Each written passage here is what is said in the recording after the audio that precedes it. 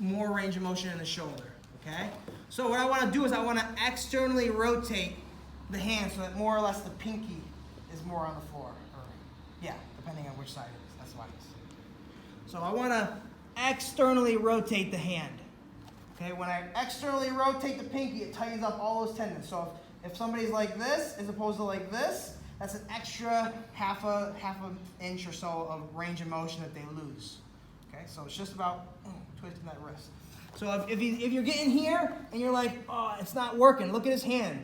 See how his thumb is gliding across the mat? Okay, if I go back a step and I rotate the thumb or rotate the wrist, and then I pull it down and pack it, maybe that's exactly the little detail that I needed, okay?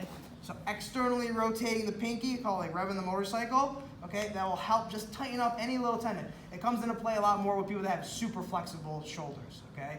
If you got really unflexible shoulders, you can probably make it work either way, okay? But again, we're always talking about how can we make it a little bit more efficient, a little bit better, okay?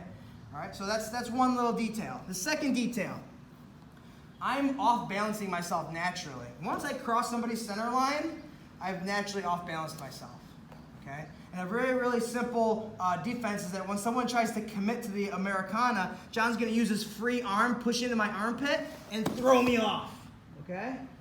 All right? Maybe I let go and I base, and I stay on top, great, but I didn't get the Americana, I didn't get the control compliance that I want, okay? So anytime that I off-center myself, I need to have an anchor on the opposite side. All right, I want to use my leg against his leg. So if I'm going to go to this side, I want to drop the opposite ankle through. Okay, you guys notice what I got right here? It's like a little grapevine, okay? Now that's anchoring myself to his far leg. Now if John wants to try to bridge me to his right, it's going to be a lot harder because I'm anchored to it, okay? He loses range of motion with his bridge, and it's pulling. As he tries to hip extend, I'm pulling against it, okay? So we're gonna time it. As we drop the elbow, I wanna throw that opposite foot through and almost like turn that hip down to the floor. You guys see what I'm doing? Boom. Now I do all the same movement. And I get the tap, okay? So it's just an insurance policy to make sure that I stay on top. Okay, so again, I'm here. Drive it down. As the elbow comes down, I fish for it. Right there. Everything stays the same. Tag it down and paint the mat. Okay? Whatever side that I'm attacking, opposite foot finds their shin, and I just hook it. Okay?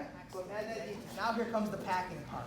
Pull his elbow while maintaining everything flat on the mat, down and in. Keep going, keep going, keep going, keep going, more and more and more. And now you've packed it. Now you continue that packing motion, lift the elbow and paint the mat with the back of his hand. That's it. Okay? You'll feel it when he applies it to you, how the tendons touch it. That's excellent. Right. Force it down, drop the elbow, offset the neck, come underneath, pack it, pack it, pack it, pack it, and now add the lift. Now you can bring your elbow inside of your knee and pack it. You see? Now you can add your flexion. Okay? So before your knee was here, and your elbow was running into it. Right? So you lost so now open the knee up, and now you have more range of motion to pack it even deeper. You don't got to worry about being tight on that knee.